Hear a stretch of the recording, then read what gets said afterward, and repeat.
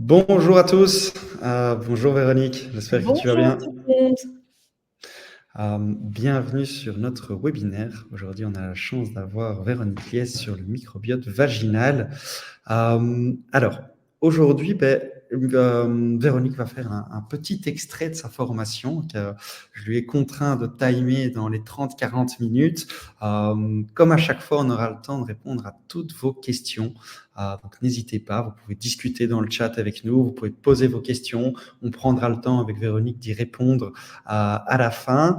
Et surtout, aujourd'hui, on a le plaisir de vous annoncer que les formations de Véronique Liès, dont vous aurez l'extrait aujourd'hui, seront disponibles sur Simplicure.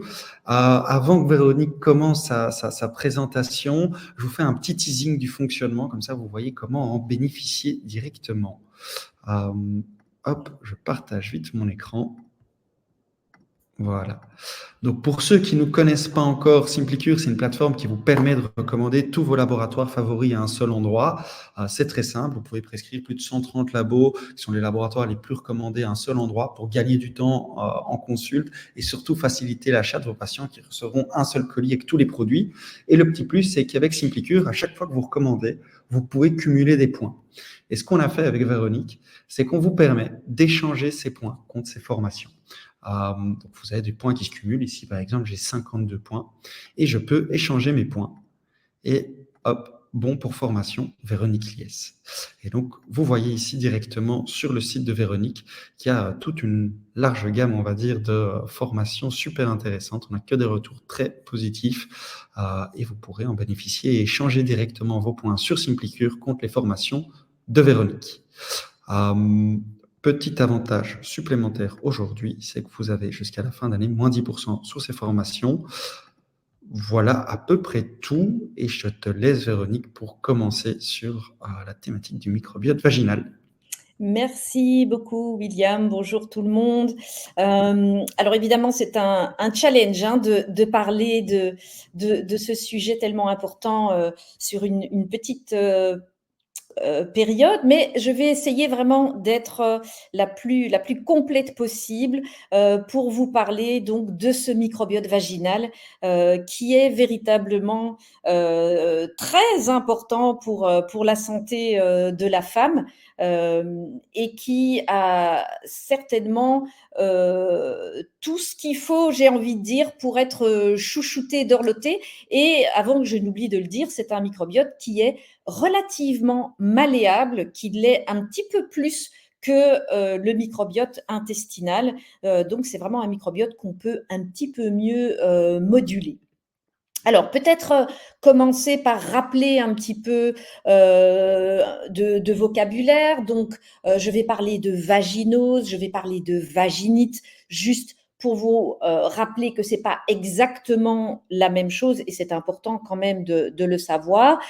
Quand on parle de vaginose, en général, on parle de vaginose bactérienne. Et donc là, on est vraiment dans un déséquilibre de ce microbiote vaginal. Hein. Donc, ce microbiote vaginal qui, quand il est en bonne santé, est appelé flore de Dodderlein et qui est à composante fortement en lactobacilles, mais malheureusement, dans certains cas, il va pouvoir se déséquilibrer et ça va poser évidemment pas mal de problèmes, on va le voir. On peut aussi… Véronique, Oui, désolé de t'interrompre. je t'en N'oublie prie. pas de partager peut-être juste tes slides parce que là, ton écran n'est pas partagé pour l'instant.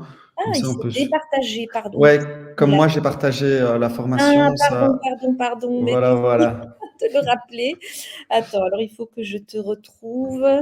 Non, non, mais tu fais très bien. Hop. Alors, pam, pam. Tu m'as redonné Ouais, tu peux le repartager. Donc, si tu cliques code. sur. Je n'ai plus la même. Voilà. Alors, je vais faire ça tout de suite. Excusez-moi pour ce petit Non, intermède. aucun souci. J'étais partie sur ma lancée. Là, tu as vraiment bien fait de m'arrêter. Fenêtre, tac, je pense que là, normalement, on doit être pas mal. C'est parfait, c'est parfait. Voilà, bon, ben, Voilà. vous avez pas raté grand-chose. Donc on va parler de microbiote vaginal, mais quand même, je voulais attirer votre attention sur le fait que quand on parle de vaginose, on va plutôt associer ça à une dysbiose, et donc c'est une vaginose qui sera bactérienne, avec la présence de certaines souches qui vont véritablement déséquilibrer ce microbiote. Quand on va parler de vaginite, on peut avoir une vaginite soit infectieuse, soit inflammatoire. Donc une vaginite infectieuse, elle va faire par exemple référence au candida. Hein, donc c'est évidemment souvent un candida albicans, mais on a d'autres formes de vaginite dont je parlerai moins parce que c'est un petit peu moins fréquent et que je peux pas malheureusement parler de tout. Et puis on peut avoir des vaginites inflammatoires, comme je l'ai dit, qui sont beaucoup plus mécaniques. Et en termes de vocabulaire, signaler aussi qu'en cas d'inflammation et du vagin et de la vulve, on va parler évidemment d'inflammation enfin de vulvovaginite. Alors, je ne vais pas parler de cystite, bien sûr, c'est lié, et vous avez souvent des cystites qui sont liées à Escherichia coli, mais c'est pas uniquement Escherichia coli. Vous pouvez avoir des Klebsiella pneumonia, vous pouvez avoir toute une série d'autres souches malheureusement qui peuvent entraîner ce genre de problème. Donc, je l'ai dit, le microbiote vaginal, quand il est équilibré, on parle de flore de Döderlein parce que c'est le gynécologue allemand qui a trouvé, enfin qui a mis en avant ce microbiote.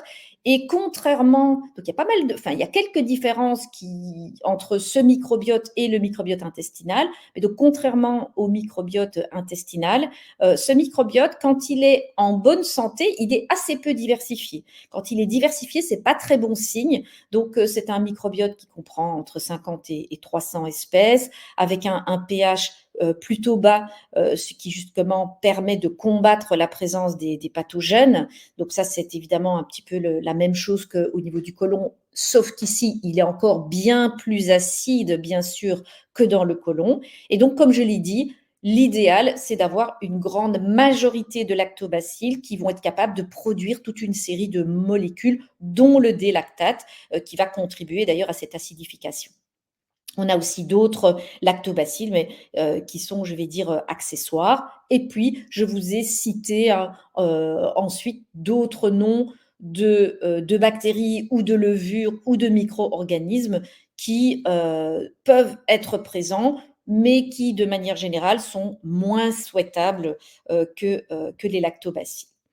Alors, il existe un petit peu, au même titre qu'il existe des entérotypes hein, au niveau intestinal, il existe des profils de microbiotes vaginaux. Et donc, ces profils, ce sont des groupes qu'on appelle des CST, hein, des Community State Types, ou type d'état de la communauté en français. Et donc, vous avez le groupe 1 avec une dominance de Crispatus, le groupe 2 qui sera composé surtout de Gasseri, le groupe 3 de Iners, le groupe 4 qui est subdivisé en groupe A et enfin 4A et 4B qui sont plus diversifiés. Donc on sent déjà qu'au mot diversifié que c'est plutôt moyen.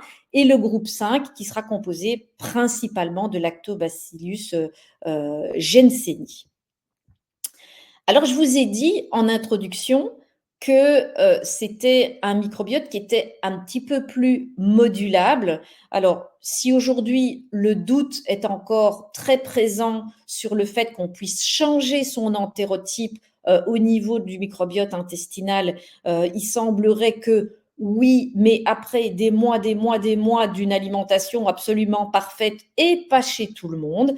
Donc ça, c'est encore débattu aujourd'hui. Par contre, en termes de CST, oui, très clairement, on peut changer de CST. Et d'ailleurs, il est absolument pas rare qu'une femme ait un CST différent en fonction du moment de son cycle ou en fonction de si elle a eu un rapport sexuel non protégé, du nombre de partenaires différents, figurez-vous, c'est aussi un élément qui va jouer. Et puis, il existe tout un tas de mécanismes qui sont vraiment propres à la personne et qu'on ne comprend pas nécessairement. On sait que chez certaines femmes, il est extrêmement stable, et notamment dans les bons profils. En général, les bons profils sont très, très stables, quel que soit l'environnement, et donc ce sont des femmes, il en existe qui n'ont jamais aucun problème de microbiote vaginal ou de cystite, ou quoi ou qu'est-ce.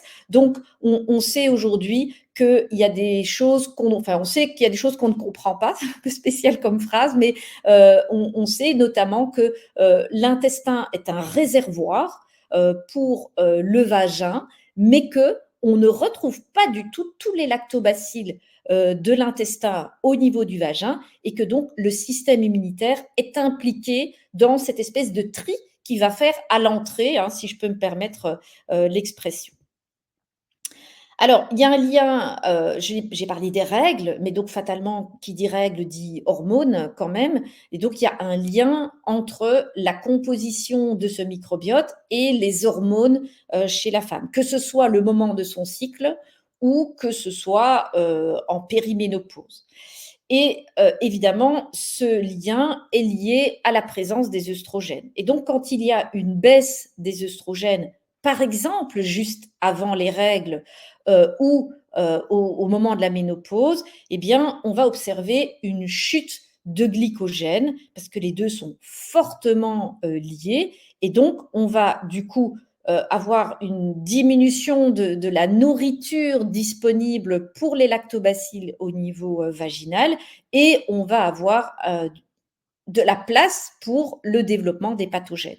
Donc ça, c'est vraiment de façon très simplifiée le lien qui existe entre les hormones de la femme et la présence de pathogènes.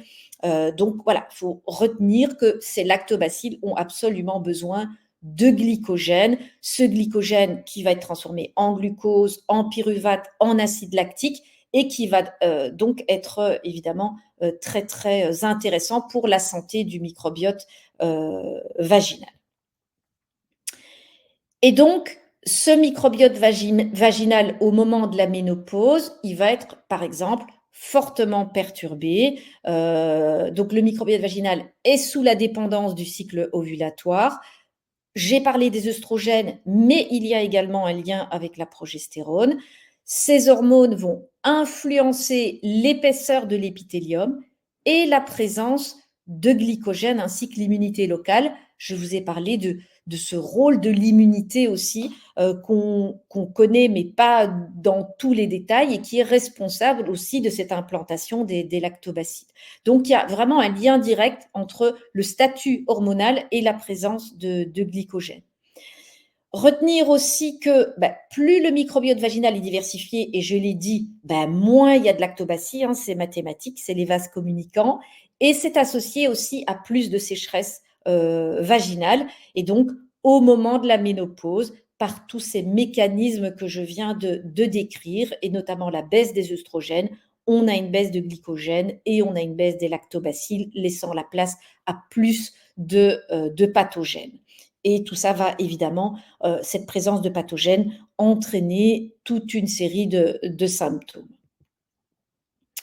Alors on peut se demander: «OK, c'est bien beau, ces lactobacilles, on a bien compris au niveau vaginal qu'ils sont importants pour protéger contre plutôt la colonisation de pathogènes, mais il y a plein de fonctions, importantes». Donc, notamment, elles produisent de l'acide lactique et sont capables donc d'acidifier le milieu vaginal, et c'est ça qui permet d'avoir vraiment cet effet bactériostatique et de lutter contre les mauvais, on va dire, micro-organismes. Ces lactobacilles sont capables de produire aussi des molécules, et notamment ici du peroxyde d'hydrogène, qui va aller contribuer à la défense contre diverses bactéries et pathogènes. Donc on a vraiment une activité anti-inflammatoire, antimicrobienne, mais on a aussi un effet de signalisation. Il y a une production directe de bactériocines, donc qui va compléter vraiment cette activité antimicrobienne. Et puis, ces lactobacilles vont vraiment prendre la place, occuper la place, et donc par ce jeu d'adhésion au mucus et d'adhésion à l'épithélium, jouer cet effet de compétition au niveau des récepteurs et donc empêcher, comme je l'ai dit, l'adhésion des pathogènes. Il y a une autre forme de compétition, puisque c'est celle des nutriments, qui est identique au niveau intestinal. Ces lactobacilles vont directement influencer l'immunité aussi, donc ont des propriétés immunostimulantes. Elles jouent sur l'intégrité de l'épithélium. C'est vrai qu'on parle évidemment beaucoup de cette intégrité de l'épithélium au niveau intestinal, mais on a aussi besoin d'avoir une bonne intégrité de l'épithélium au niveau vaginal pour avoir de bonnes défenses et cette activité anti-inflammatoire. Et puis, non des moindres, on a vraiment un effet de prévention dans la formation et l'expansion d'un biofilm. Et ça, c'est vraiment quelque chose aujourd'hui qu'on découvre de plus en plus, c'est l'importance des biofilms qui, en général, sont plutôt problématiques parce qu'ils empêchent finalement l'efficacité de molécules comme des antibiotiques. Et donc, l'idée, c'est évidemment d'essayer au maximum d'inhiber cette production, cette présence d'un biofilm.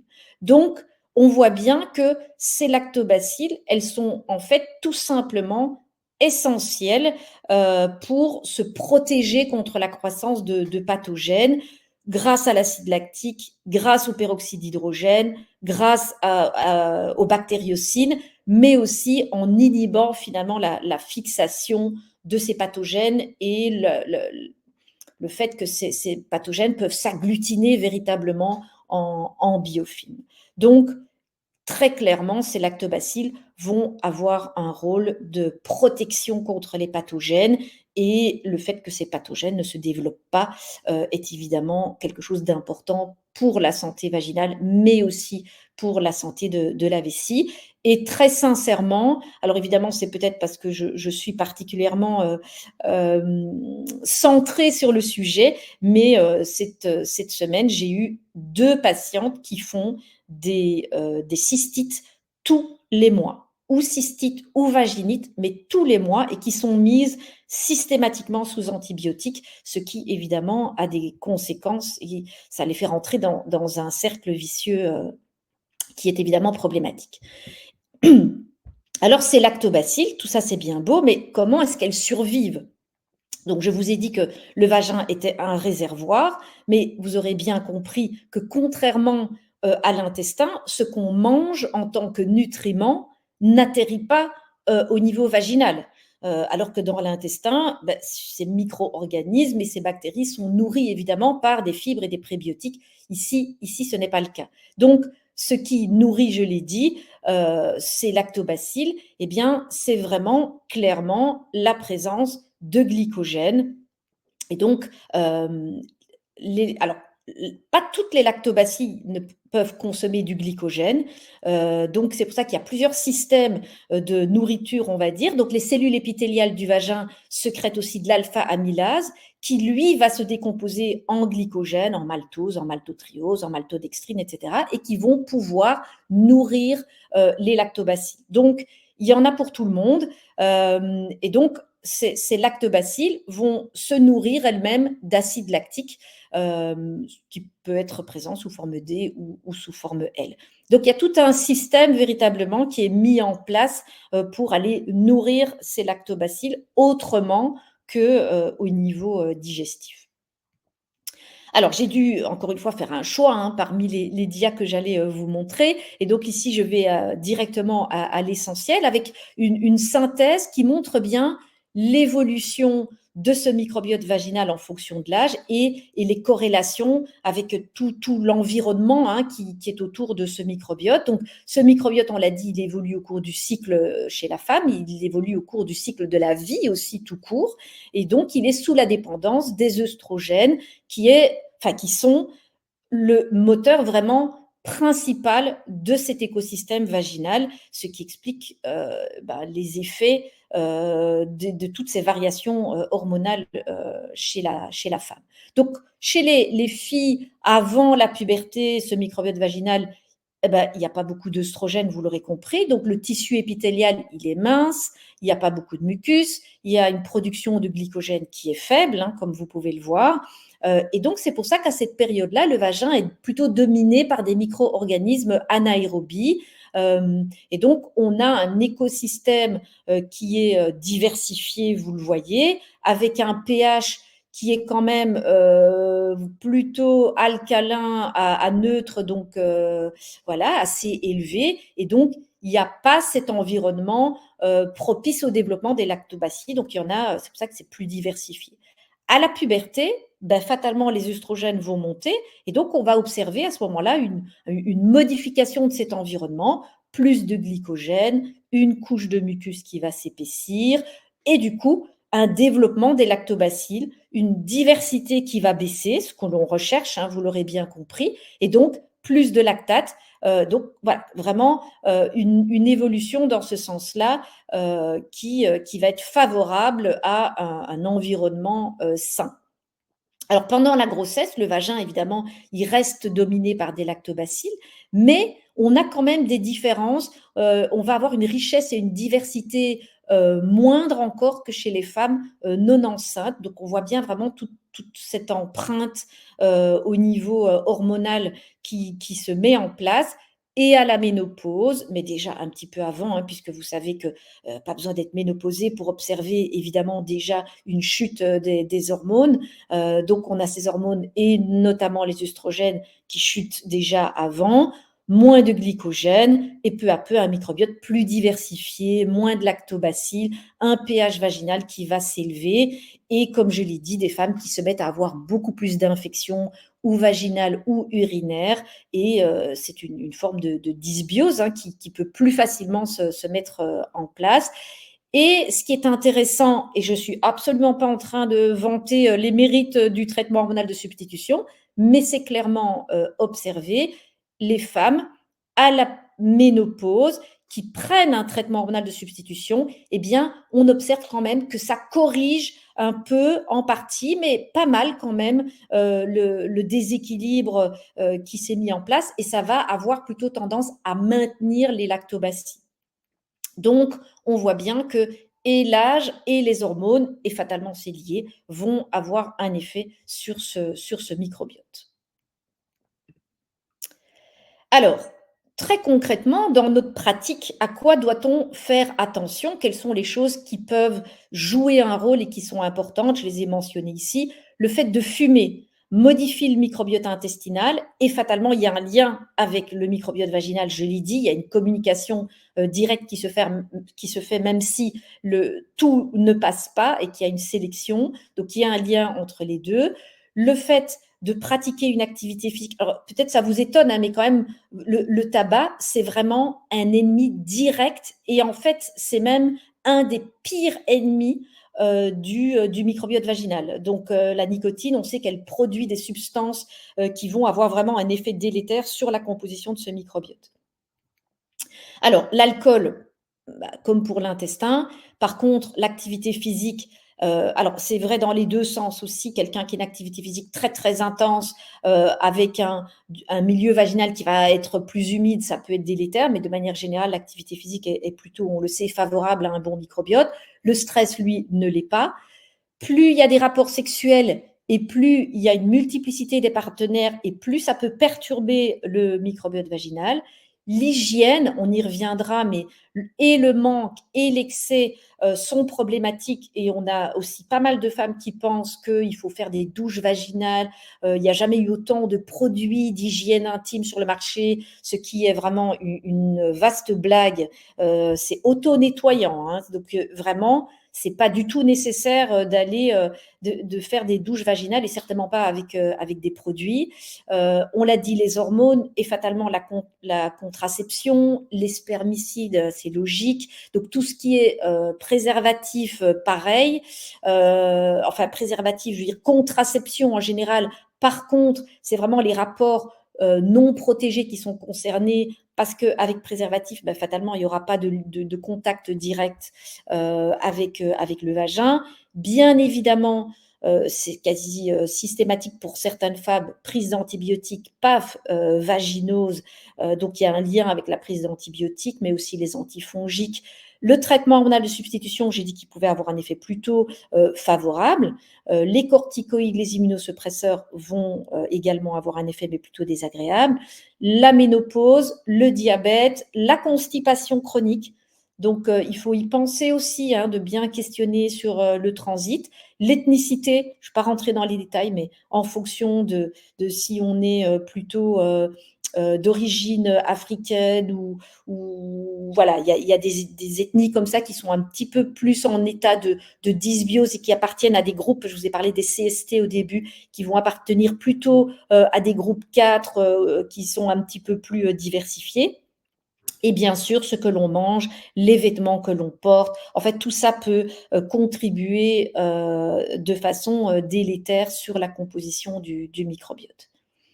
Alors, les symptômes, vous les connaissez, pas besoin de passer des heures là-dessus, mais je voulais quand même vous mettre cette dia parce que, alors d'abord, rappelez bien évidemment que le diagnostic se fait par un médecin, ça va de soi, mais en tant que thérapeute, si vous êtes dans une discussion à ce sujet-là avec vos patients, les symptômes peuvent quand même guider et notamment l'intensité des démangeaisons qui vont être par exemple très très importantes en cas d'infection à trichomonas, mais c'est vrai aussi pour la candidose, où là on observe vraiment des démangeaisons importantes. La couleur des sécrétions peut aider aussi. Quand c'est plutôt clair, blanchâtre, on va plutôt penser à une vaginite inflammatoire. Quand c'est plus épais et blanc, c'est aussi peut-être une candidose. Par contre, voilà, quand c'est jaune-vert, ça va être plutôt une vaginite à trichomonas, gris-blanc pour les vaginoses bactériennes. Donc, tout ça va évidemment être important aussi. Les odeurs, désolé, mais il faut en parler. Une vaginose bactérienne, une vaginite à trichomonas, ça va plutôt... Souvent, les gynécologues demandent est-ce qu'il y a une odeur ou pas. La douleur aussi, ça peut être douloureux pour une candidose ou une vaginite inflammatoire. Donc, ça, ce sont vraiment des critères qu'on va utiliser. S'il y a des pertes et la couleur, l'odeur, les douleurs, tout ça sont des choses qu'on va, et les démangeaisons qu'on va donc pouvoir utiliser comme élément, si vous voulez, permettant de guider. Alors, pourquoi est-ce que ce pH est tellement important? Je l'ai expliqué, parce que c'est ce pH bas, acide, qui permet d'être mieux protégé par rapport à des pathogènes. Et en fait, en fonction de la CST à laquelle la patiente appartient, eh bien, on peut observer que le pH va être modifié. C'est ça qui est intéressant. Donc, vous voyez par exemple que si vous êtes dans la team L. crispatus, vous avez un pH qui est plus acide que si vous êtes dans une team plus diversifiée ou même dans l'équipe L. gasseri. Et donc, c'est quand même intéressant de comprendre que le groupe, donc le CST auquel on appartient, va fortement influencer justement le pH au niveau vaginal. Alors, les conséquences, en fait, évidemment, la première et la plus invalidante, c'est l'inconfort. Il y a des femmes dont la vie est vraiment pourrie par ça, mais il faut bien savoir qu'il n'y a pas que l'inconfort, ça va jouer aussi sur la fertilité. Donc, une femme qui a un mauvais CST ou un moins bon CST, on va dire, peut avoir une fertilité moindre, un risque de fausse couche plus important. Il y a des femmes qui font des fausses couches à répétition uniquement à cause d'une dysbiose au niveau de leur vagin, la dysbiose entraînant de l'inflammation qui va empêcher finalement le fœtus de bien se fixer au niveau de l'utérus. Donc, plus de fausses couches, plus de maladies sexuellement transmissibles et même des choses beaucoup plus graves comme une augmentation de risque de dysplasie et de cancer, notamment de l'utérus, plus d'atrophie vulvovaginale et donc plus d'endométriose aussi. Il y a une corrélation qui a été établie entre composition du microbiote et endométriose. Donc, on voit que c'est un problème qui n'est pas du tout juste un petit problème de confort. Alors, je voulais quand même passer plus de la moitié de cette présentation à vous parler de l'assiette. Alors, l'assiette, qu'est-ce qu'on peut dire en termes de recommandations générales? Quelques généralités hein, évidentes, des choses que l'on sait, les sucreries, les aliments glucidiques transformés, les sodas, tout ça sont des aliments qui vont favoriser un microbiote vaginal à tendance levure, champignons, candidose, etc. Donc l'idée, c'est vraiment d'apporter plus de fibres, des aliments à faible index glycémique, des fruits et légumes. Ça a été montré, ça a été vraiment prouvé, hein, puisque tout ce que je vous dis là, c'est issu d'une publication, mais il y en a eu d'autres. Le fait de manger plus de fruits et légumes, eh bien, ça réduit le risque d'infection vaginale. Les yaourts, alors je sais qu'il y en a qui sont anti-produits laitiers, mais les études montrent très clairement un rôle significatif dans le traitement des vaginites. Donc, franchement, il n'y a aucune publication qui montre des défauts ou des effets délétères de la consommation de yaourt. Les produits laitiers fermentés font véritablement partie de l'équilibre alimentaire. Tout ce qui est très riche en gras, peut augmenter la présence de bactéries anaérobies et donc le risque de vaginose. Donc l'idée, c'est ça, c'est faible charge glycémique, beaucoup de fibres. En fait, ce qu'on dit tout le temps, hein, il n'y a pas de secret. Hein, une alimentation riche en nutriments protecteurs. Je vous ai mis les nutriments les plus impliqués ici dans la protection au niveau du microbiote vaginal. Et donc, l'idée étant évidemment d'aller aussi renforcer grâce à ça la barrière intestinale, ce qui va permettre de limiter le passage de pathogènes vers le vagin, puisqu'on rappelle quand même qu'il y a ce réservoir intestinal qui joue un rôle vraiment important. Et donc, on a parlé de la qualité des glucides, j'ai évoqué le gras et donc ici, c'est important de rappeler que voilà, la quantité et la qualité des graisses, les vitamines, les minéraux, tout ça va jouer. Donc, il y a des études qui montrent que quelqu'un qui mange très gras, donc ici en l'occurrence, c'était 39% du besoin énergétique total, et surtout des graisses saturées, ce qui va quand même souvent de pair parce que je connais quand même, ça existe, hein, mais peu de gens qui mangent très gras et que des polyinsaturés, par exemple. Mais ça peut arriver, mais de manière générale, c'est assez rare quand même dans la population. Donc, quelqu'un qui mange très gras, beaucoup de graisses principalement saturées, eh bien, ça peut avoir un effet de modulation du pH, affecter le système immunitaire et donc augmenter le risque d'infection. Alors, je vous ai parlé des yaourts parce que fatalement, ces yaourts vont apporter des bons ferments, hein, c'est un de leurs atouts. Mais bien sûr, les yaourts apportent aussi du calcium. Eh bien, les femmes qui consomment le moins de calcium sont aussi les plus à risque d'infection. Donc, il n'y a pas que les ferments qui vont avoir cet effet protecteur dans le yaourt et dans d'autres produits laitiers fermentés. On a évidemment aussi tout intérêt à l'apporter pour le calcium. Pareil pour les folates, la vitamine C, la vitamine E. On a aussi une publication ou des publications qui montrent que le fait d'avoir un faible statut en fer peut augmenter également le risque de vaginose bactérienne.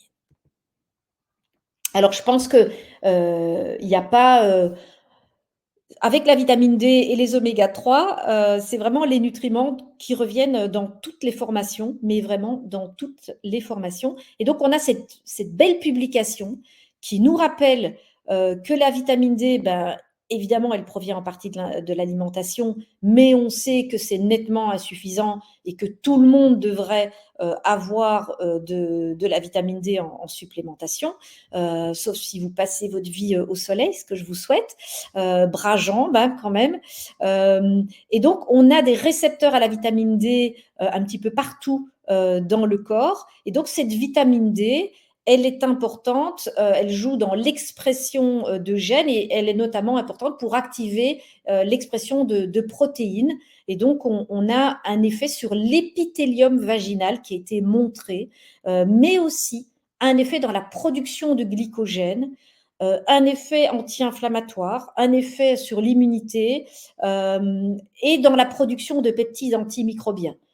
Donc, vous aurez bien compris qu'on ne peut absolument pas faire l'impasse sur un bon statut en vitamine D. Et une des patientes dont je vous parlais d'ailleurs, qui fait tous les mois une infection urinaire, eh bien, elle avait une vitamine D à 5. Je pense que c'est le niveau le plus bas que je n'avais jamais vu. Et donc, quand on sait, donc je rappelle que cette vitamine D, elle a une action dans l'expression des gènes, elle stimule l'épithélium vaginal, la production de glycogène, l'immunité, elle a un effet sur les protéines des jonctions serrées. On sait qu'elle est très importante pour ça aussi. Et donc, clairement, cette vitamine D, c'est un incontournable et il faut absolument vérifier que les taux soient optimaux. Et donc voilà, ici je l'ai dit, tout ce que je viens de vous dire est issu de cette publication de 2023. Et donc on a vraiment cet effet sur la production de glycogène, sur la santé vaginale, sur l'épithélium. On a un effet aussi anti-sécheresse sur le pH. Elle joue vraiment un rôle sur la santé sexuelle, même sur le plaisir, figurez-vous. Et donc, elle diminue le risque d'infection urinaire par cet effet barrière, justement. Donc voilà, vérifiez toujours bien que vos patientes ont un statut en vitamine D suffisant. Alors évidemment, le deuxième aspect, je ne vais pas les reprendre, vous allez les retourner en arrière si c'est nécessaire, mais c'est d'aller supprimer ou limiter les facteurs de risque. J'ai parlé du tabac, j'ai parlé des douches vaginales, enfin, vous retournez là, je ne vais pas revenir là-dessus, l'alcool, la sédentarité, les vêtements mouillés, tout ça, évidemment, ce sont des facteurs de risque qu'on va essayer d'aller supprimer. Ça, c'est le deuxième aspect de notre stratégie.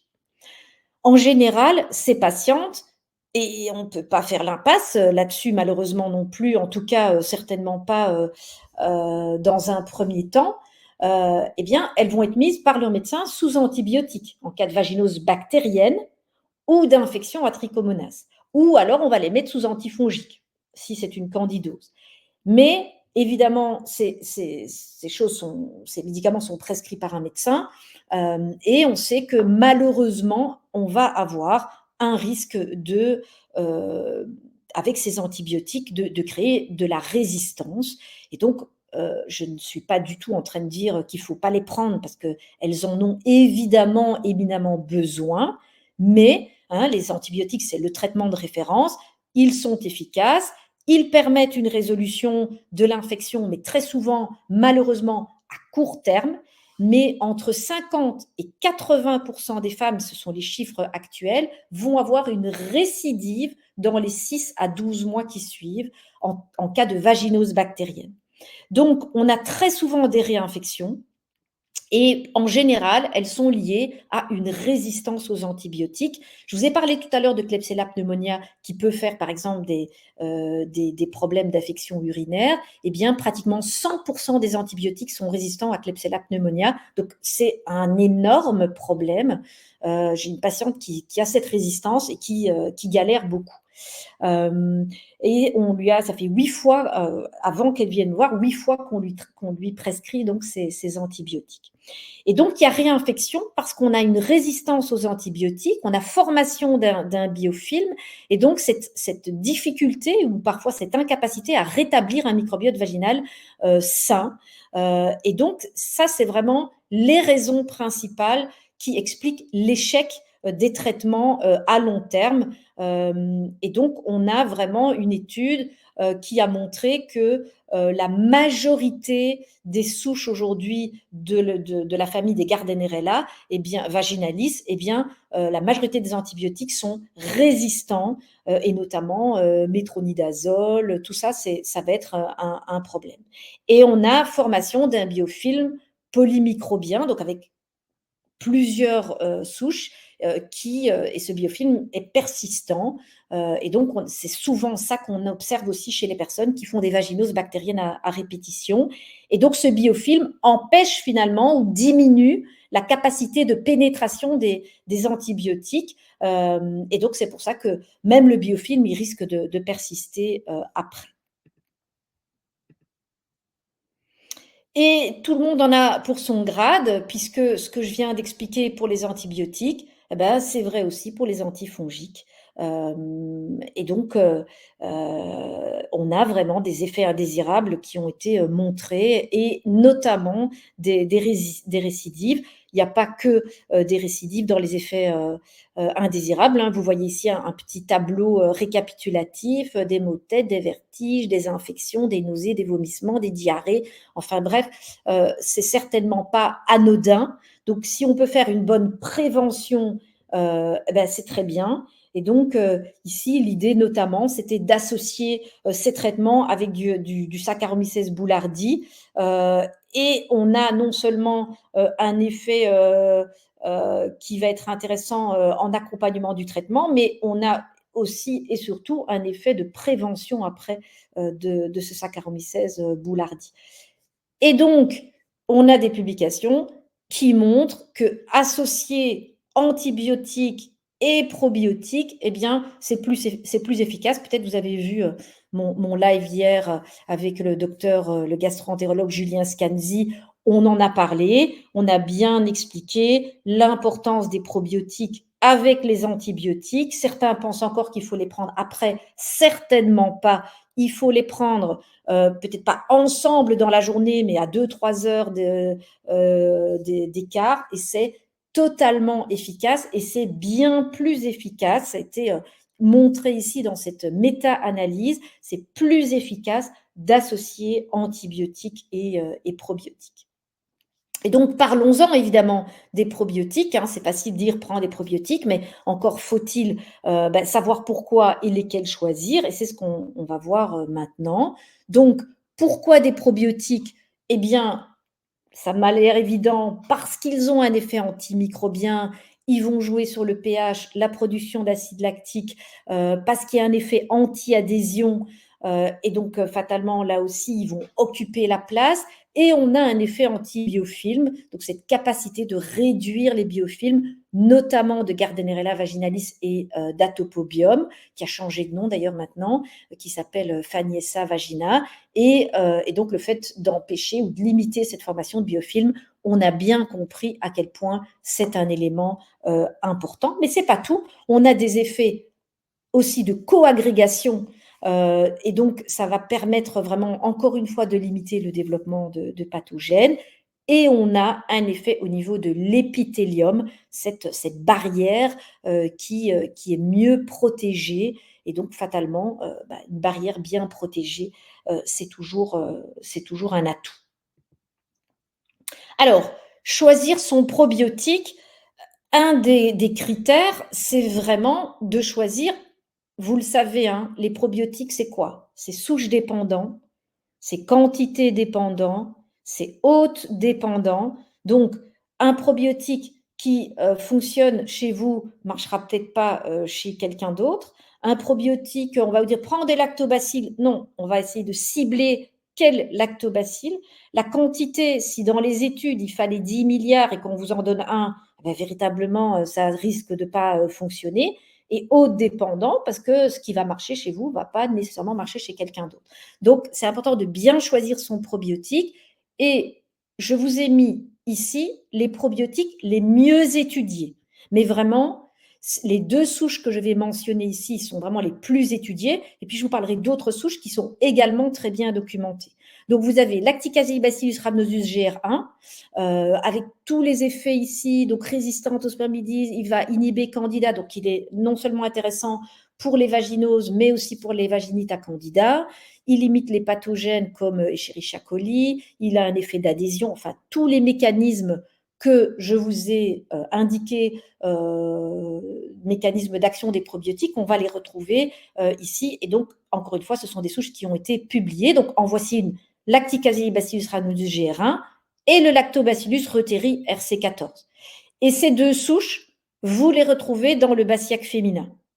Je tiens à préciser, mais vraiment, que je ne connais même pas les gens du laboratoire de chez Basiac féminin. Donc, je ne suis pas du tout en train de vous faire du placement de produits.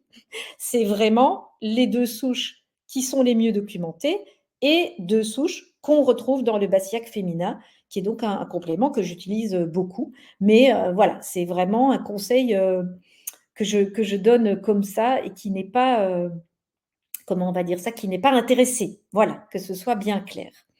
Donc, vous avez le Basillac féminin, mais comme je vous ai dit, il y a d'autres souches qui sont intéressantes, et notamment Lactiplantibacillus plantarum. Vous savez que les lactobacilles, il y en a beaucoup qui ont changé de nom en 2021, donc ils ont fait des noms à rallonge, mais ils commencent tous par L, donc on peut dire L plantarum, comme ça, c'est très bien. Mais le PBS 067, ok, Bifidobacterium animalis lactis BL 050 et Lacticasibacillus rhamnosus LRH 020. Donc ça, c'est une publication récente également. Et pas l'entièreté de ces souches, mais la majorité de ces souches, je les ai retrouvées dans le produit de cette gamme, qui est un produit millet, que j'aime beaucoup aussi. Voilà, comme ça vous savez. D'ailleurs, non, ces 3 souches sont dans le produit millet, je pense, de mémoire. Et je pense que leur produit contient une 4e souche, qui est un Lactobacillus acidophilus, je pense. Et ils ont ajouté des cranberries et de l'inuline. Donc, c'est vraiment un produit qui a été bien pensé également. Et puis, vous allez me dire, prébiotique ou pas prébiotique? Eh bien, figurez-vous que oui, il y a une publication ici de 2021 qui a comparé des prébiotiques, mais vraiment dans la sphère vaginale, donc ça qui est très intéressant. Ils ont comparé lactitol, lactulose, raffinose et oligofructose, et le grand winner, c'est le lactulose. Et là, ça va jeter un peu un pavé dans la main, parce que vous allez me dire si je me trompe, mais il me semble que trouver du lactulose en Belgique, c'est pas simple. Alors, je vous en parle après du lactulose, et encore une fois, je n'ai pas d'action dans aucun labo de lactulose. Mais donc, alors, juste pour dire que le maltose était aussi efficace, mais le plus efficace, c'était le lactulose. Et il y a aussi des publications très intéressantes sur le thé vert et sur la lactoferrine. Et vous voyez dans cette publication de 2021 qu'il précise bien low dose. Pourquoi? Parce que le lactulose, il est aussi utilisé pour accélérer le transit, mais à des doses plus importantes. Ici, vous voyez low dose, c'est à peu près 10 grammes par jour, ce qui correspond à 15 millilitres. Donc, c'est maximum un sachet de lactulose que je vais vous montrer ici. Donc, le lactulose, il y a plusieurs labos qui font du lactulose. Mais voilà, en termes de prébiotiques, je vous ai mis un exemple de boîte, mais j'en ai d'autres. Et vous me direz peut-être en commentaire, parce qu'il me semble qu'en Belgique, c'est un peu plus compliqué à trouver. Mais donc, il a cette caractéristique vraiment d'aller nourrir les lactobacilles. Tous les crispatus l'adorent, mais de manière générale, les lactobacilles en général. Il est vraiment capable de restaurer un écosystème dominé par des L. crispatus. Et ce qui est absolument intéressant et très précieux, c'est que les pathogènes et le candida, eux, ils ne sont pas très fans de lactulose. Donc, c'est vraiment un produit très, très utile, qui va être fermenté en acide lactique et donc avoir un effet au niveau du pH. Alors, il y en a d'autres qui ont fait l'objet de publications.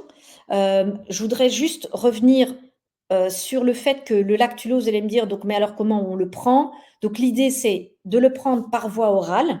Donc, ce sont des sachets, vous voyez, de 10 grammes. Donc, moi, en général, je dis même un demi-sachet dans un verre d'eau le soir au coucher. On se brosse les dents après, fatalement.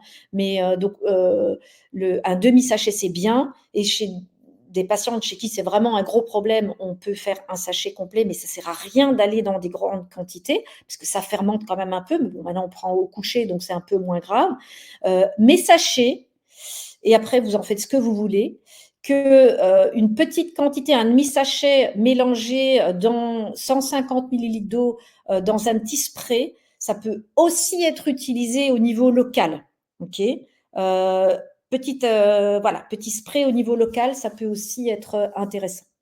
Donc, je vous ai dit qu'il y avait d'autres prébiotiques intéressants. Tout ce qui est inuline et fausse, les GOS vont aussi favoriser la croissance des bactéries qu'on souhaite voir se développer, comme les Crispatus, Jenseni, etc. Le thé vert, très intéressant. Le xylitol pourrait aussi avoir de l'intérêt, mais encore une fois, s'il faut en retenir vraiment un, ça va être plutôt le lactulose. Je vais quand même vous dire un petit mot encore avant de terminer sur la lactoferrine qui va optimiser les effets des probiotiques. Alors, je ne vous ai pas parlé du score de Nugen, qui est un score de la santé vaginale, mais parce que je vous ai dit, ça c'est vraiment un extrait de la formation. Et donc, on a des effets antibactériens qui ont été démontrés, mais même pour d'autres pathogènes, hein, notamment Helicobacter pylori, la lactoferrine est très intéressante. Et on peut donner de 50 à 200 mg par jour de lactoferrine. Et je voudrais terminer par vous dire qu'il existe aussi chez Millet un produit qui peut aussi avoir vraiment de l'intérêt. Je vous ai dit que non, non, non, pas les douches vaginales, etc., que c'était auto-nettoyant. Mais ici, ce petit spray n'a pas d'ambition de nettoyer, mais ce petit spray a plutôt une ambition justement d'apporter des bonnes choses pour l'équilibre du microbiote au niveau vaginal. C'est une brume intime qui ne va pas décaper, qui contient de l'acide lactique, qui contient de l'acide hyaluronique, qui contient des pré et des probiotiques. Donc, je trouve que c'est un produit qui est assez intelligent. Moi, ce que je conseille parfois à mes patients, vous pouvez l'ouvrir, c'est de mettre justement un petit peu de lactulose dedans, d'en rajouter, et vous avez un spray qui est absolument parfait. Et donc, voilà, j'ai essayé sur le temps qui m'était imparti de vous donner vraiment un maximum d'outils pour prendre en charge ces problèmes de vaginose et de vaginite à répétition. Et je suis là pour répondre à vos questions.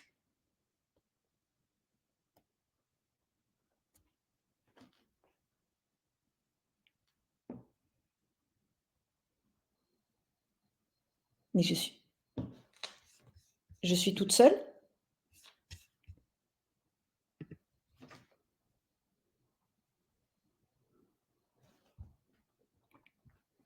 Qu'est-ce que c'est? Il n'y a plus personne? Allô, allô? Est-ce qu'il y a quelqu'un? Parce que moi, j'ai perdu William. Allô, allô?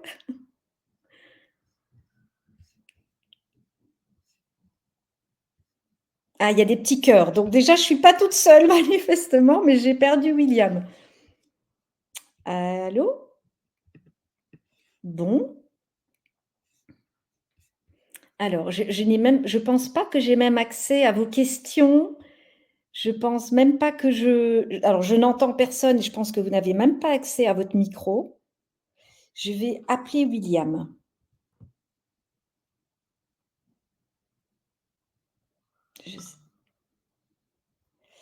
Alors, bon, ça c'est les aléas du direct. Est-ce ah! Alors je t'entends pas William par contre. C'est peut-être moi?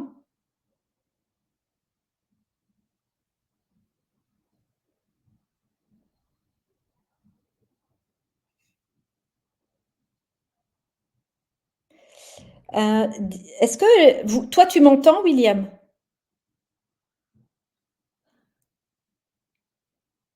Ah, William est parti. Voilà, tu Ah m'entends. voilà, William est revenu. Désolé. J'ai eu un stress, je me suis dit: «Ça fait 1 heure que je parle toute seule». Ouais, ouais, je suis désolé. Non, j'ai cru que j'étais coupée, j'ai eu une petite montée, j'ai dit: Non, non, non, non, interesting». non, non, Je me suis fait une t'entendait bien. auto-formation. Non, je pense que tout le monde t'entendait bien, mais c'est que OK, nickel, le souci nickel, venait nickel. de mon côté. Non, non, non, Désolé. mais après j'ai vu les petits cœurs, comme les gens sont Ouais, ouais, gentils, ils m'ont rassurée, je me dis voilà, voilà. super. Non, non, Voilà. non, mais aucun problème, c'est juste que je me suis dit: «Je vais été emportée dans mon truc» et Non, voilà. non, t'en fais pas. Alors, on va répondre à toutes les questions parce qu'il y en a beaucoup. Juste avant ça, moi, je fais vite une petite présentation de Simplicure. Parce que le partenariat enfin, le webinaire était donné en partenariat avec Simplicure et je vais peut-être repasser sur tes formations aussi pour ceux qui n'étaient pas là au début. Alors, je partage mon écran cette fois-ci. Du coup, pour ceux qui ne nous connaissent pas encore ou qui ne connaissent pas très très bien, SimplyCure, on a développé un outil qui vous permet justement de facilement recommander tous les compléments de vos laboratoires favoris à un seul endroit. Véronique a parlé de millet, elle a parlé de Basilac féminin également et Ils d'autres. y sont tous, les labos, c'est ça qui est génial. Ils y sont tous, donc c'est vraiment un outil qui est fait pour vous permettre de recommander tous vos labos favoris à un seul endroit, gagner du temps et faciliter l'achat pour le patient, parce que si le patient il doit acheter une fois en pharmacie, un deuxième produit sur le site du labo, un troisième ailleurs, bien souvent il ne le fait pas. Je vous montre vite le fonctionnement. Donc, quand vous connectez sur SimplyCure, déjà, vous aurez le replay de ce super webinaire dès cet après-midi sur SimplyCure. Et sinon, vous allez pouvoir créer une recommandation multilabo. Donc, si par exemple, je commence ici, je peux créer un nouveau patient. Hop, je le sélectionne et je viens rajouter différents produits. Désolé, je pense que ma connexion de mon côté est vraiment pas bonne aujourd'hui, donc je vais peut-être passer sur le volet SimplyCure, mais grosso modo, c'est vraiment un outil qui Mais on facilite. voit bien, hein. Ouais, Oui, oui, on voit bien ce que tu fais. ok. Ben voilà, donc là, vous êtes ici. Si par exemple, on cherche un produit millet, ben, je tape le filtre millet et je verrai les produits qui arrivent. Mais je pense que c'est la plateforme qui est un petit peu plus lente là maintenant avec ma connexion qui est vraiment pas bonne. Anyway, je vais peut-être avancer. Je vais montrer ça différemment. On rajoute différents produits de différents labos à sa recommandation. Il se rajoute ici. Et ensuite, on envoie la recommandation à son patient qui peut tout acheter à un seul endroit. Donc, Si je peux me permettre, un truc dont vous ne parlez pas assez souvent et qui est absolument génial, c'est que quand on met des produits dans le panier, on ouais, peut aller voir le total des nutriments. ouais, tout à Et fait. moi, je trouve ça absolument grandiose parce que ça permet d'éviter les surdosages ou des choses comme ça, parce que parfois, on ne se rend pas compte si on met 3-4 compléments qu'on est à 400 fois et ça permet de faire des meilleurs choix. Ouais, tout à fait. Je suis tout à fait d'accord. Donc, on a un calculateur de VNR qui vient sommer les actifs de l'ensemble des produits. Et alors, aujourd'hui, ce qu'on voulait mettre en avant, c'est que vous avez la possibilité, quand vous faites une recommandation, de cumuler des points. Et ces points, vous allez pouvoir les échanger contre des formations de Véronique. Donc, vous irez dans vos points ici en haut à droite. Et il y a un petit bouton qui vous permettra d'échanger vos points. Et ces points vous permettront d'acheter l'ensemble des formations proposées sur le site de Véronique Liès. Je vous mets le lien ici directement. Hop. Voilà. Ici, vous pouvez directement visualiser les formations. Et pour ceux qui le souhaitent, l'inscription à SimplyCure est gratuite. Donc, vous pouvez simplement aller sur simplycure.com et vous inscrire directement. Véronique, je propose qu'on passe peut-être aux questions parce que je vois que le temps a filé. Oui, oui, oui, absolument. La première question d'Ophélie, comment lutter contre les mycoplasmes et notamment ureaplasma urealitis? Sorry pour si j'écorche les mots. Alors, en fait, c'est la même stratégie, hein. Donc, l'idée ici, c'est vraiment de se dire, on va développer un environnement propice au développement des lactobacilles, ce qui va inhiber le développement des pathogènes. Donc, tout ce que j'ai dit aujourd'hui est clairement dans la même lignée. Il n'y a pas de stratégie spécifique par bactérie.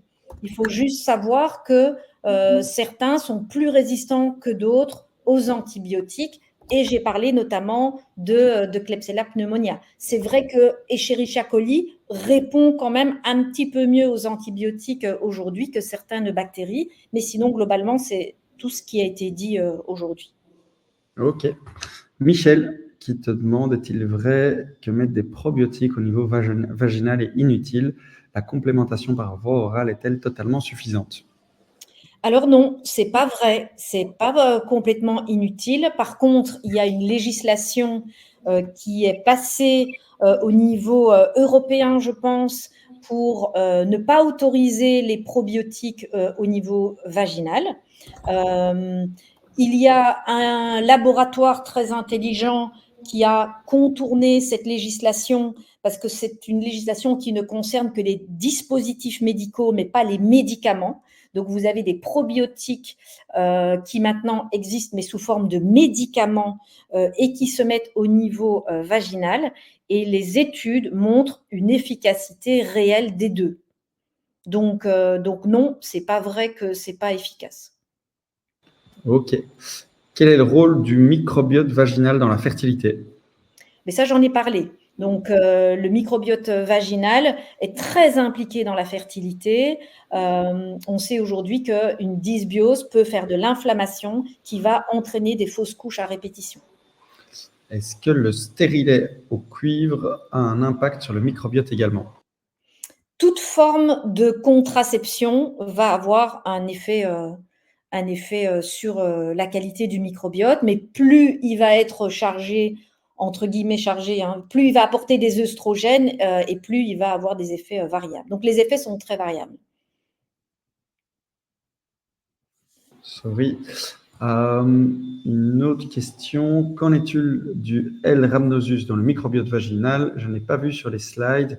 Je pense que tu en as parlé, si je ne me trompe pas. Oui, alors j'en ai parlé, mais c'est vrai que c'est pas une souche qui va être dominante, mais qui est très intéressante, hein. Donc j'en ai parlé, donc je vous invite à revoir. Peut-être il y en a qui ont pris en cours de route. C'est très documenté, hein, les LGG, L-rhamnosus GG, c'est très utile. Mais voilà, on a parlé des souches intéressantes, donc je vous invite à aller les revoir. Quels sont les critères, Maximum de questions. quels sont les critères de choix d'un bon probiotique vaginal? Ben, c'est des souches, comme je l'ai dit, hein, c'est des souches documentées. Donc, il faut vraiment, quand vous choisissez un probiotique, qu'il y ait le nom de la souche. Donc, le nom de la souche, c'est le petit mot de code qui est à la fin, hein. C'est ça qui montre qu'il y a eu des publications. Donc, c'est des souches avec le nom complet de la souche, des souches qui ont été documentées. C'est pour ça que je voulais vraiment vous montrer. Il y en a sans doute d'autres, mais je vous ai vraiment montré les souches les mieux documentées pour la santé vaginale avec les produits concernés, quoi. Est-ce que les molécules naturelles antibiofilms pris par voie orale peuvent-ils agir au niveau vaginal? Non, ça, je ne crois pas. Ok. Est-ce que kéfir ou kombucha peut remplacer les yaourts? Oui, alors c'est pas les mêmes souches, hein, donc en fait, plus vous allez diversifier, aussi au niveau alimentation, et plus vous allez avoir des effets intéressants. Et même dans les yaourts, vous avez des différences, hein. Il y a des yaourts au bifidus, et cetera. Donc bien sûr, le kéfir est très intéressant également, mais en général, ce sont pas les mêmes souches que dans le yaourt, donc les 2 sont intéressants. Ok. J'essaie de pas prendre toutes les mêmes questions. Combien de fois par jour le spray avec le demi-sachet en local? Une fois suffit, hein. Ok. Au Cécile, coucher, c'est le plus confortable, quoi. alors le stérilet, on l'a déjà vu. Que faire en cas de candidose récurrente, même après traitement antifongique? On a parlé de ce problème de résistance. L'idée, c'est vraiment, encore une fois, d'aller réinstaurer plus il y a de lactobacilles, donc c'est vraiment probiotique, prébiotique, en local et par voie orale, et d'aller occuper la place. Après, vous avez des antifongiques, j'en ai pas ici, c'était pas possible sur une période si courte, hein. J'en parle dans la formation complète, mais l'idée, c'est qu'il existe évidemment des antifongiques naturels. Méfiez-vous quand même. Voilà, c'est pas quelque chose que même tout ce qui est naturel, ça va perturber le microbiote, hein. Je fais par exemple référence à l'extrait de pépins de pamplemousse. C'est bien, ça marche, mais c'est comme un antibiotique à large spectre, hein. Donc, enfin, c'est pas la même efficacité, mais il y a des gens qui prennent ça pendant des semaines et des semaines et ça fait pas mal de dégâts. Donc, il faut quand même être prudent. Donc, c'est vraiment être sûr du diagnostic avec son médecin, et puis en effet avoir des recours à des choses plus naturelles sur des périodes pas trop longues, et surtout probiotiques, lactulose, vraiment aller développer ces bonnes lactobacilles. Ok, génial. Alors, il y a Marie qui te remercie pour cette présentation très intéressante. Tu as le feedback général. Est-ce que C'est tu aurais gentil. des livres, des sources, des documents à conseiller pour approfondir le sujet? Je pense, Marie, qu'il y a la formation qu'on met en avant ici en dessous. Par exemple, oui. Je ne sais pas si tu as d'autres ouvrages à recommander. Sincèrement, comme ça, qui traitent de ça, non. Ok, ok. Sorry, il y a tellement de questions. Ouais, on ne pourra pas tout faire, je pense. Ouais, est-ce que le médicament du laboratoire Biogarant peut être prescrit par les naturopathes? Si c'est un médicament, déjà non. Donc, Ok. mais ni par un diététicien, ni par, il n'y a que les médecins qui peuvent prescrire les médicaments de toute façon. Est-ce utile de tester le microbiote vaginal dans les cas récidivants? Je pense que oui, en tout cas, intellectuellement, c'est intéressant. Encore faut-il, il n'y a pas énormément de tests, ça existe, hein. Il y en a de tests de microbiote au niveau vaginal. Je sais qu'il y en a il y en a un qui est en cours de développement dans un labo bien connu en Belgique, mais il n'est pas encore sur le marché. Mais pourquoi pas, ça peut être utile. Maintenant, quelqu'un qui fait des infections récidivantes, on a vite compris qu'il y a un problème, hein, de toute façon. Ouais. Et alors, peut-être une dernière question, parce que c'est vrai on dépasse un petit peu. Que faire en cas de vaginose inflammatoire quand la flore est déjà parfaite avec beaucoup de lactobacilles dans un contexte de SIBO et d'hyperperméabilité intestinale? Et que penser du démanose? Si c'est trop Donc, long. non, non, mais déjà, je pense qu'il y a un peu un contraste entre si la flore est parfaite et qu'il y a un SIBO. M'étonnerait que la flore soit parfaite en cas de SIBO. Donc cette récurrence, elle vient justement, je pense, d'une dysbiose. Et donc, il faut traiter tout ça. Mais là, en effet, c'est compliqué. S'il y a SIBO, il faut regarder les traitements qui sont pris. Est-ce qu'il y a constipation chronique? Est-ce qu'il y a un problème thyroïdien? Enfin, je pense qu'il y a bientôt, d'ailleurs, un webinaire sur le SIBO. Avec Christian Boyer, début janvier. Voilà, donc le lien est parfait. Et Démanose, très intéressant, hein, Démanose, cranberries, tout ça, très intéressant pour les problèmes urinaires, hein, les infections urinaires récidivantes, notamment à Escherichia coli, c'est intéressant. Ok.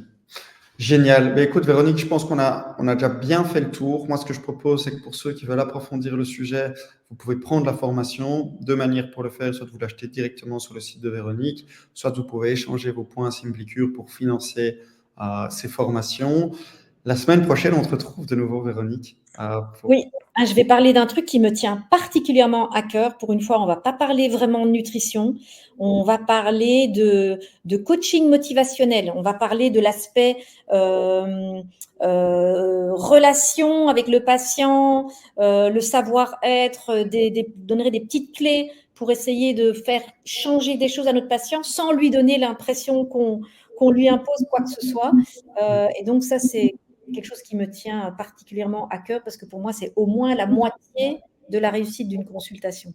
Ouais, je suis tout à fait d'accord avec toi et je suis vraiment ravi que tu puisses venir pour parler du sujet parce que c'est une question qui est souvent relevée par les praticiens qui Pourquoi utilisent. il ne fait pas ce que je lui dis de faire?